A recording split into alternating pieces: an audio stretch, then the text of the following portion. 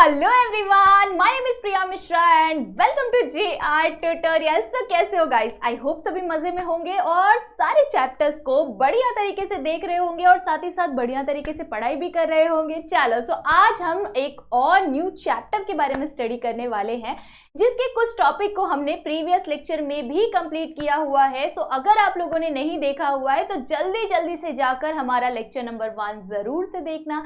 तो ये है लेक्चर नंबर 2, हमारे 4th चैप्टर 10th स्टैंडर्ड के हिस्ट्री का 4th चैप्टर जिसका नाम है हिस्ट्री ऑफ इंडियन आर्ट।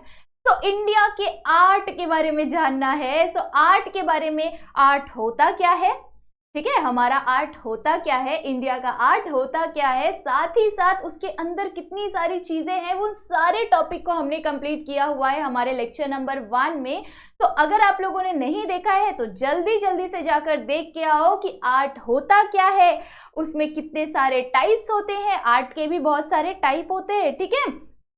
तो उन सभी को हमने बहुत ही डीपली अच्छी तरह से समझा हुआ है, सभी के मीनिंग को समझा हुआ है लेक्चर नंबर 1 में। सो अगर आपने नहीं देखा है तो जल्दी जाके देख लेना। ओके चलो, सो ये है हमारा लेक्चर नंबर 2 जिसके अंदर हम स्टडी करने वाले हैं हमारे सेकेंड टॉपिक की तरफ, जो कि है हमारा Indian traditions of visual art. हमारा इंडिया का जो ट्रेडिशन है विजुअल आर्ट की तरफ, उस चीज के बारे में हम इस लेक्चर में अच्छी तरह से डिस्कस करने वाले हैं। सो इसके अंदर बहुत सारे टॉपिक्स को हमें स्टडी करना है। तो सबसे पहले हम जानते हैं कि हमारा जो ट्रेडिशनल आर्ट का मतलब क्या होता है, हमारे इंडिया का मतलब कि हमारा जो कल्चरल आर्ट होता है, हर एक जगह के अपने अपने कल्चर होते हैं।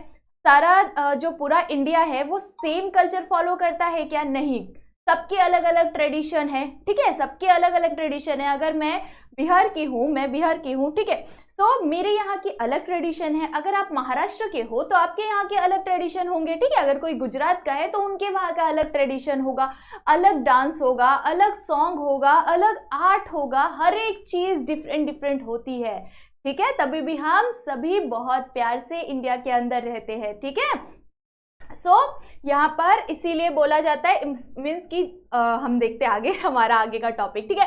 सो इसके अंदर हमें बहुत सारी डिफरेंट चीज़ों के बारे में स्टडी करना है कि मतलब इसके अंदर और कौन कौन सी चीज़ें आ जाती है, आर्ट के अंदर कौन कौन सी चीज़ें आ जाती है। तो जिसमें से एक मेन रोल प्ले करता है painting. Painting is very important art, ठीक है। अगर पेंटिंग नहीं होता तो आप बहुत सारी अलग अलग चीज़ों को नहीं देख पाते। अलग अलग जो आप पिक्चर्स देखते हैं, आपके घर में ही बहुत सारे फोटोग्राफ्स लगे होते हैं, ठीक है। तो ये सारी चीज़ें किसके अंदर आ जाती है? एक आर्ट के अंदर आ जाती है। और इसी चीज़ के बारे में हम अच्छी तरह से डीपली स्टडी करने वाले हैं। सो सबसे पहले हम जानते हैं Maratha style of painting. Okay, so Maratha style of painting के बारे में हमने एक शॉर्ट नॉलेज लिया हुआ था हमारे प्रीवियस लेक्चर में, ठीक है। इससे पहले वाले लेक्चर में हमने देखा हुआ था कि थोड़ा सा मराठा आर्ट होता क्या है, Maratha style of art painting होता क्या है, ठीक है। सो आज के लेक्चर में हम अच्छी तरह से समझने वाले हैं कि मराठा स्टाइल ऑफ पेंटिंग क्या होता है।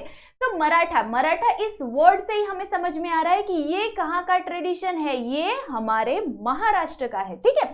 तो महाराष्ट्र का है, दैट्स वाई इसका नाम मराठा स्टाइल ऑफ पेंटिंग है, ठीक है। सो महाराष्ट्र की पेंटिंग के बारे में हमें इस टॉपिक के अंदर नॉलेज लेना है कि वो होता क्या था, ठीक है। जो 17th सेंचुरी का जो टाइम पीरियड चल रहा था, ठीक है, सो 17th सेंचुरी का जो टाइम पीरियड चल रहा था, उस टाइम पीरियड में डेवलप किया गया था इस मराठा पेंटिंग को बहुत ज़्यादा आगे लेके जाने की शुरुआत की गई थी कि उस टाइम पर इसे इस तरह की चीज़ों को किया जाने लगा था। मराठा स्टाइल ऑफ पेंटिंग को बहुत ज़्यादा डेवलप किया जाने लग गया था इन 17th सेंचुरी के टाइम पर। और ये इससे किससे प्रेरणा मिली थी? इस मराठा स्टाइल की पेंटिंग को किससे प्रेरणा मिली थी? राजपूत होते हैं, राजस्थानी कास्ट के लोग, सो राजपूत और साथ ही साथ जो यूरोपियन पर्सन होते हैं, सो उन दोनों के आर्ट को मिलाकर एक नया आर्ट बनाया गया था। इनसे प्रेरणा लेकर एक नया आर्ट बनाया गया था जिसे हम मराठा स्टाइल ऑफ पेंटिंग कहते हैं। तो इस पेंटिंग के अंदर बहुत सारे डिफरेंट कलर्स का इस्तेमाल किया गया था और ज़्यादातर ये सारी चीज़ें बहुत सुंदर जो पत्थर होते हैं, पत्थरों के ऊपर इसे क्रिएट किया जाता था। जो राजमहल मराठा जो टाइम पीरियड था, उस टाइम पर जो जो महल होते थे, जो पेशवा वगैरह के जो महल होते थे, उन महलों के अंदर इसे बनाया जाता था। जो वाड़ा होता था, जैसे वो मूवी में देखा है ना हमने, शनिवार वाड़ा, ठीक है। सो जो ये वाड़ा होता है, ये बहुत बड़े बड़े राजमहल होते हैं। सो इसके अंदर इस आर्ट को प्रेजेंट किया जाता था। इसके जो वॉल होते थे, इसके ऊपर बनाया जाता था, खूबसूरत सी पेंटिंग की जाती थी, जिसके अंदर मराठा कल्चर को दर्शाया जाता था, लोगों के सामने प्रेजेंट किया जाता था। और ये आर्ट जो है, ये किस लिए काम आता है? ये आर्ट एक तरह से हमें नॉलेज देता है। कौन सा नॉलेज देता है? हमारे एंशियंट टाइम पीरियड का नॉलेज देता है। कि जो ये पेंटिंग है या फिर जो ये आर्ट है, वो हमें बताने की कोशिश करता है कि इस टाइम पीरियड में ये सारी चीजें होती थी। जैसे अगर अभी भी हम जाएंगे ऐसे कोई बड़े वाड़ा में, देखेंगे हम महाराष्ट्र के अंदर, तो वहां पर देखने से हमें क्या पता चलेगा कि हाँ, इतनी खूबसूरत सा ये सारी चीजें हुआ करती थी। उस मराठा टाइम पीरियड में इस तरह की चीजें होती थी। लोग उस टाइम पर अपने बॉडी की पेंटिंग करवाते, मतलब पेंटिंग्स बनवाते थे, साथ ही साथ अपने घर को डेकोरेट करवाते थे। जो अलग अलग रॉक, अलग अलग जो पत्थर होते हैं, उसके ऊपर ये डिजाइन बनती थी। तो इस तरह की चीजें इस मराठा स्टाइल ऑफ पेंटिंग के अंदर आ जाती है कि ये 17वीं सेंचुरी के टाइम पर हुआ था। और इसे किससे प्रेरणा लेकर बनाया गया था? हमारे राजपूत का जो डिजाइन होता है, राजपूताना डिजाइन्स जो होते हैं, उससे लेकर, और साथ ही साथ जो यूरोपियन डिजाइन है, यूरोपियन आर्ट है, इन दोनों के मिक्सचर से इंस्पिरेशन लेकर बनाया गया था इस चीज को, ठीक है। इसमें सबसे ज्यादा जो जिन कलर्स का इस्तेमाल किया जाता है वो है कुछ red colour, white colour and black colour. इसे सबसे ज्यादा यूज किया जाता है इस तरह की रॉक पेंटिंग में, ठीक है। पत्थरों के ऊपर जब पेंटिंग की जाती है तो इन कलर्स को सबसे ज्यादा प्रायोरिटी दी जाती है और इन कलर्स का सबसे ज्यादा इस्तेमाल किया जाता है, ठीक है। चलो, आई होप सो आप सभी को इतना बढ़िया तरीके से क्लियर हो गया होगा। चलो आगे बढ़ जाते हैं। Art of painting. Art of painting का मतलब क्या होता है बच्चों? आर्ट ऑफ पेंटिंग, इससे हमें यही समझ आ जाता है कि पेंटिंग करने का आर्ट, ठीक है। तो अब अगर आपने कोई पेंटिंग देख ली, ठीक है, कोई पेंटिंग देखी, कोई स्ट्रक्चर अगर आपने देखा हुआ है जिसके ऊपर पेंट किया हुआ है, तो उसे देख के आपको क्या समझ में आता है? वो 2D है या 3D है। जैसे अगर एग्जाम्पल ले ले हम लोग इस बोर्ड का, ठीक है, यहाँ पे हमने अगर एक एग्जाम्पल ले ले कि ये आपको बोर्ड कैसे दिख रहा है, ये आपको 3D दिख रहा है क्या? नहीं दिख रहा है, ठीक है, ये आपको 2D दिख रहा है। 2D एंड 3D का मतलब, आई होप सो आप 10th स्टैंडर्ड में हैं, तो आई गेस सभी को बढ़िया तरीके से समझ में आता होगा कि 2D क्या होता है, 2 डायमेंशनल क्या होता है और 3 डायमेंशनल क्या होता है। अगर नहीं समझ आता है तो जल्दी जल्दी से जाकर मैथ्स के भी सारे लेक्चर्स को देखा करो, उसमें आप लोगों को बताया ही होगा कि 2D क्या होता है, 3D क्या होता है, ठीक है। तो 2 डायमेंशनल साथ में वो क्या करते थे, 2D ड्राइंग्स को, 2D पेंटिंग्स को ज़्यादा प्रायोरिटी दिया जाता था उस टाइम पर। 2D के साथ साथ 3D भी बनाए जाते थे। 3D के अंदर कौन कौन से आ जाएंगे? जैसे अगर आप कोई स्ट्रक्चर देखेंगे, कोई मूर्ति देखेंगे, अगर आप किसी मूर्ति के पास अगर आप गए और देखे उसे, तो आपको पता चलेगा कि हाँ, आप अगर उसे पीछे साइड से भी देख सकते हैं, ऑल ओवर द साइड देख सकते हैं, तो आप लोगों को कैसे पता चलेगा कि हाँ ये 3D है, ठीक है, ये जो स्ट्रक्चर है वो 3D है, ठीक है। उसी के साथ साथ अगर आप लोगों ने जो पेपर्स पे बनाए हुए जो अलग अलग स्केचेस होते हैं, अलग अलग ड्राइंग्स होती है, डिफरेंट डिफरेंट पेंटिंग्स होती है, ठीक है, अगर आपने उसे देखा तो आप लोगों को क्या समझ में आता है कि ये क्या है, ये 2D है और ये 2 डायमेंशनली हमें दिखाई दे रहा है। हमें ये सामने अगर हमने इसे रखा हुआ है तो ये हमें फ्रंट से, सिर पर से दिखाई दे रहा है, ठीक है। तो इस तरह की 2D चीज़ों को बहुत ज़्यादा प्रायोरिटी दिया गया था। उन्होंने बहुत सारी अलग अलग चीज़ों के ऊपर, उन्होंने जो अलग अलग कैनवास होते हैं उसके ऊपर उन्होंने पेंटिंग करना शुरू किया था। बहुत सारी चीज़ों के ऊपर उन्होंने पेंटिंग करना शुरू कर दिया था। बहुत सारे जो अलग अलग केव्स होते हैं, उन केव्स के ऊपर उन्होंने पेंटिंग करना शुरू कर दिया। केव्स के ऊपर अगर आप देखेंगे तो बहुत सुंदर सुंदर स्ट्रक्चर्स, पेंटिंग्स बनी हुई होती है, जो कि हमें सामने से बहुत ही खूबसूरत दिखाई देती है, ठीक है। ये सारी चीज़ें हमें क्या बताता है? ये सारी चीज़ें हमें हमारे एंशियंट टाइम पीरियड के बारे में नॉलेज देने का काम करता है कि हमारा एंशियंट टाइम पीरियड किस तरह का था, किस तरह की चीज़ें हुआ करती थी। ये सारी चीज़ें हमें इस तरह से बताने की कोशिश करता है, ठीक है। जो ये अलग अलग पेंटिंग्स होते हैं, केव्स के ऊपर पेंटिंग्स हो गए, या डिफरेंट डिफरेंट जो कैनवास के ऊपर बनाए हुए होते थे, वो भी क्या होते थे? 2 डायमेंशनल होते थे। इस तरह के स्टाइल्स होते थे इस आर्ट के अंदर, इस तरह के पेंटिंग्स बनाई जाती थी जो आर्टिस्ट उस टाइम के होते थे, ठीक है। तो आई होप सो आप सभी को इतना बढ़िया तरीके से क्लियर हो गया होगा। चलो, सो अब बढ़ते हैं नेक्स्ट टॉपिक की तरफ, जिसमें आ जाता है हमारा folk style of painting. Folk style of painting. अब फोक स्टाइल ऑफ पेंटिंग का एक सीधा मीनिंग निकाल ले तो हमारा जो ट्रेडिशनल पेंटिंग है, जो हमारे कल्चर को दर्शाता है। अब सारे पेंटिंग के अंदर हमने सेम थोड़ी थोड़ी सी सिमिलर टॉपिक्स है जो कि आप लोगों को इजीली समझ में आ जाएगा कि फोक स्टाइल ऑफ पेंटिंग क्या हो जाता है। जो हमारा जो वर्ल्ड का समझ लो आप, बहुत सारी कंट्रीज है, पूरे वर्ल्ड में बहुत सारी कंट्रीज है, तो बहुत सारी कंट्रीज के अंदर इस तरह की चीजें पाई गई कि जो स्टोन एज का जो टाइम था उस टाइम पर इस तरह की पेंटिंग्स हमें बताती थी कि वो स्टोन एज का जो टाइम पीरियड था वो किस तरह का था। ठीक है, उस टाइम के जो लोग थे वो किस तरह से, वो जो पेंटिंग्स उन्होंने बनाई हुई है, उन पेंटिंग्स को देख के हमें पता चलता है कि किस तरह का ट्रेडिशन था, किस तरह का कल्चर था, वो ट्रेडिशन उस कंट्री का कैसा था। तो ऐसी चीजें बहुत सारे अलग अलग कंट्रीज के अंदर पाई गई है, और ऐसा हमारे इंडिया के अंदर भी इस तरह की बहुत सारी अलग अलग डिफरेंट पेंटिंग स्ट्रक्चर्स पाए गए हैं, जिसे देखकर हमें पता चलता है कि जो स्टोन एज का जो टाइम पीरियड था वो किस तरह का था। ऐसे ही साथ साथ जो बहुत सारी अलग अलग चीजों के बारे में हमें इन पेंटिंग्स की वजह से, इन स्ट्रक्चर्स की वजह से नॉलेज मिल जाता है। साथ ही साथ जो इंडियन रॉक, जो हमारा जो पत्थरों के ऊपर पेंटिंग करना, ये जो चीज है ये बहुत ही ज्यादा ट्रेडिशनल है, बहुत ही ज्यादा पहले से, सदियों पुराना जो स्टोन एज का टाइम पीरियड है, सोचो उस टाइम से ही वो स्टोन पे, पत्थरों के ऊपर पेंटिंग्स करते आ रहे हैं। तो समझ जाओ कि इंडिया ने मास्टरी गेन की हुई है आर्ट के अंदर, वो भी इतने सालों पहले से मास्टरी गेन किए हुए उन्होंने। साथ ही साथ वो कुछ कलर्स का इस्तेमाल करते थे, जैसे कि मैंने आप लोगों को अभी अभी बताया था कि रेड हो गया, वाइट हो गया, ब्लैक हो गया, इस तरह की इन कलर्स का, ये जो 3 कलर है उसे बहुत ज़्यादा इंपॉर्टेंस दी जाती थी इस तरह की स्टोन पेंटिंग, इस तरह की रॉक पेंटिंग में। साथ ही साथ ये अलग अलग जो वॉल्स होते हैं, अलग अलग जो वॉल्स होते हैं, केव्स होते हैं, इन सभी चीज़ों के ऊपर वो क्या करते थे, इस तरह की पेंटिंग्स को ड्रॉ करते थे। साथ ही साथ वो उसके अंदर क्या दिखाते थे, अपने कल्चर को दिखाते थे, अपने ट्रेडिशन को दिखाते थे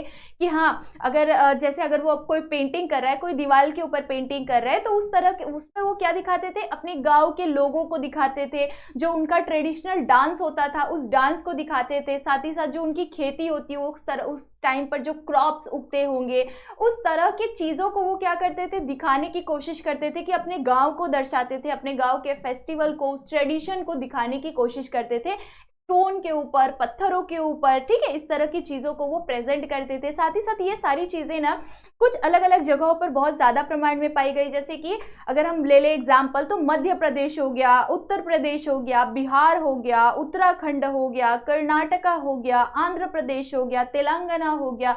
ये कुछ स्टेट्स है जहाँ पर इस तरह की पेंटिंग बहुत ज़्यादा पाई जाती थी, और इस तरह की पेंटिंग्स को देखकर उनका ट्रेडिशन हमें पता चलता है, उनका कल्चर हमें पता चलता है। अभी अगर मैं बिहारी हूँ तो मुझे इस तरह की चीज़ पता है कि हाँ, हमारे यहाँ पर अभी भी ये चीज़ें होती है। जो मिट्टी के जो घर होते हैं, मैं अगर कभी गांव जाती हूँ और गांव के अंदर अगर घूमो, अच्छी तरह से अंदर अंदर पूरा घूमोगे, तो जिनके छोटे छोटे अभी भी घर होते हैं, तो वो घरों के बाहर में जो मिट्टी से निपाई की हुई होती है, उसके ऊपर बहुत सुंदर सी डिजाइन्स बनाते हैं, वाइट कलर के डिजाइन्स बनाते हैं। वो एक रंगोली को भी प्रेजेंट करते हैं। अगर कोई अच्छा शुभ मौका है, कोई शादी हो, कोई फेस्टिवल हो, तो उस टाइम पे भी वो क्या करते थे, सफ़ेद रंग से या रेड कलर से खूबसूरत से डिजाइन्स बनाते हैं, जिसे देखकर ऐसा लगे कि अट्रैक्टिव है। ठीक है, फेस्टिव वाइब्स आती है। ठीक है, तो इस तरह की चीज़ें वो क्या करते थे, बहुत ज़्यादा प्रेजेंट करते हैं।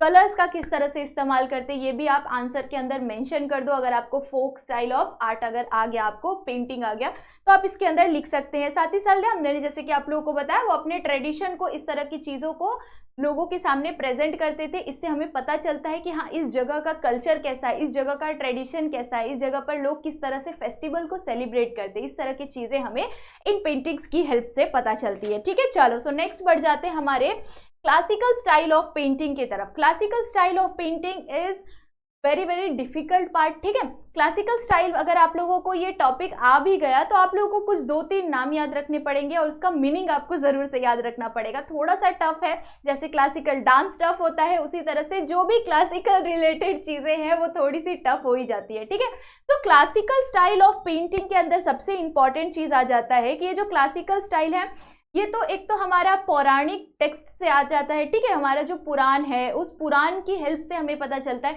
कि किस तरह से वो टेम्पल्स को, किस तरह से वो कोई भी स्ट्रक्चर को भी, स्कल्पचर अगर देखेंगे आप, तो जो पौराणिक टाइम पे, जो पुराने टाइम पर बनाया हुआ है, उसे बहुत ही सुंदर तरीके से उसके ऊपर बहुत ज़्यादा जांच पड़ताल करने के बाद बनाई जाती थी। इसी तरह से जैसे अभी यहाँ पर हमारे मुंबई में हो गया या किसी भी जगह पर, किसी भी अच्छे जगह पर मेट्रोपॉलिटन सिटी में अगर आप जाएंगे तो वहाँ पर जो बिल्डिंग्स बनती है उसमें ये सारी चीज़ें नहीं देखी जाती है कि कौन सा उसका मतलब वो जगह का किस तरह से, कौन सा जगह है वो, उसकी दिशा कौन सी है, कौन सी दिशा अच्छी होती है, किचन के लिए कौन सी दिशा होती है, मंदिर के लिए कौन सी दिशा होनी चाहिए। इस तरह की चीज़ों को वो फॉलो नहीं करते। उन्हें जहाँ पर स्पेस दिखता है वहाँ पर वो बिल्डिंग खड़ा कर देते हैं। तो इस तरह की चीज़ें वो नहीं देखते, ठीक है। बट यही सारी चीजों को देखकर वो किसी तरह का स्कल्पचर बना रहे, किसी तरह का बिल्डिंग बना रहे, किसी तरह का मंदिर बना रहे, टेम्पल का आर्किटेक्चर बना रहे हैं। तो उन चीजों को जो हम देखते हैं वही क्या है, हमारा एक ट्रेडिशनल आर्ट है, हमारा एक ट्रेडिशनल पेंटिंग है। तो जिसके अंदर सबसे इंपॉर्टेंट आ जाता है हमारा कुछ मेंशन की हुई, जैसे अगर इसके अंदर ही पेंटिंग के अंदर ही 64 आर्ट आ जाता है जो कि मेंशन किया गया है इस टेक्स्ट के अंदर, इस बुक के अंदर। उसमें से कुछ मेन मेंशनड है जो कि है आलेखम, ठीक है, सॉरी आलेख्यम, ठीक है, आलेख्यम। इस तरह के संस्कृत वर्ड्स को अगर आप पढ़ते हैं ना तो थोड़ा सा टंग स्विच हो जाता है, टंग थोड़ा सा स्लिप होता रहता है, ठीक है। सो आलेख्यम हो गया, साथ ही साथ आलेख्या हो गया, विद्या हो गया, ये सारी चीजों को मेंशन किया गया है पौराणिक टेक्स्ट के अंदर। बताया हुआ है कि इस तरह के पेंटिंग्स को बनाने के कुछ नियम कानून होते हैं, जैसे कि उसमें से सबसे बहुत ही कुछ इंपॉर्टेंट आ जाता है रूप भेदा। रूप भेदा इसका मतलब क्या होता है, डिफरेंट शेप एंड फॉर्म्स, जो अलग अलग शेप्स एंड फॉर्म को बनाया जाता था उसका नाम क्या था, उसे समझना किस तरह से समझते मतलब उसे नाम किस तरह से दिया गया है, रूप भेदा, ठीक है, रूप भेदा। इससे हमें क्या समझ में आता है कि जो अलग अलग जो स्ट्रक्चर्स बना रहे हैं, जो डिफरेंट शेप्स का इस्तेमाल कर रहे हैं, वो इस चीज़ के वजह से कर रहे हैं, इस चीज़ को स्टडी करने की वजह से कर रहे हैं, ठीक है। नेक्स्ट आ जाता है परामना, ठीक है, प्रामना। तो प्रामना का मतलब क्या हो जाता है, जो वेरियस फीचर्स उसके अंदर डालने वाले हैं, उस स्ट्रक्चर के अंदर वो डिफरेंट जो फीचर्स डालने वाले हैं, वो इस चीज़ को स्टडी करने के बाद उन्हें पता चलता है, ठीक है। नेक्स्ट आ जाता है हमारा नेक्स्ट आ जाता है हमारा भावा, ठीक है। भावा का मतलब क्या हो जाता है, जो अलग अलग जो एक्सप्रेशंस होते हैं, जो भी चीज़ आप बना रहे हैं उसके कौन से एक्सप्रेशंस है, उस चीज़ को इसके अंदर बताता है, उस आर्ट के अंदर बताया जाता है, ठीक है। उसके अंदर नेक्स्ट आ जाता है, ऐसी बहुत सारी चीज़ें हैं जिसे आपको पढ़ना पड़ेगा, ध्यान से समझना पड़ेगा। नेक्स्ट आ जाता है लावण्य जाना, सॉरी लावणी या जो ना था, ठीक है। सो थोड़ा सा डिफिकल्ट वर्ड है। सो इससे हमें क्या समझ में आ जाता है, जो एस्थेटिक्स जो है उसे हमें इस चीज को एस्थेटिक, जो अगर कोई भी आर्ट प्रेजेंट करे तो वो किस तरह का एस्थेटिक होना चाहिए, वो चीज हमें इसके अंदर बताता है, ठीक है। उसके बाद आ जाता है हमारा सदृश्यता, वो हमें क्या प्रेजेंट करता है, रियलिटी, उस चीज का, उस स्ट्रक्चर की रियलिटी, उस आर्ट की रियलिटीज रिप्रेजेंट करने के लिए इस चीज का इस्तेमाल किया जाता है। साथ ही साथ कलर्स के लिए, कंपोजिशन के लिए वार्णी कभांग, इस तरह की चीज इसका इस्तेमाल किया जाता है, ठीक है। सो ये सारी चीज़ों को इस्तेमाल करने के बाद, इन सारी चीज़ों के ऊपर स्टडी करने के बाद, इन सारी चीज़ों के रूल्स को स्टडी करने के बाद ही कोई आर्किटेक्चर, कोई टेम्पल का आर्किटेक्चर हो गया या उस टाइम का जो स्कल्पचर्स है, इन सारी चीज़ों के ऊपर वो बनाने की कोशिश करते थे अलग अलग पुरानों वैद्यों की हेल्प से, ठीक है। तो यही सारी चीज़ें हमें बताई हुई है कि इस क्लासिकल स्टाइल ऑफ पेंटिंग के अंदर इस तरह की चीज़ों को फॉलो किया जाता था, इस तरह की चीज़ों को स्टडी किया जाता था एंड देन इस आर्ट को प्रेजेंट किया जाता था, ठीक है। सो बहुत ही ज़्यादा बढ़िया तरीके से इसे आपको पढ़ना पड़ेगा, तभी जाके आप अच्छी तरह से इसे लिख पाएंगे, इस टॉपिक को लिख पाएंगे, ठीक है।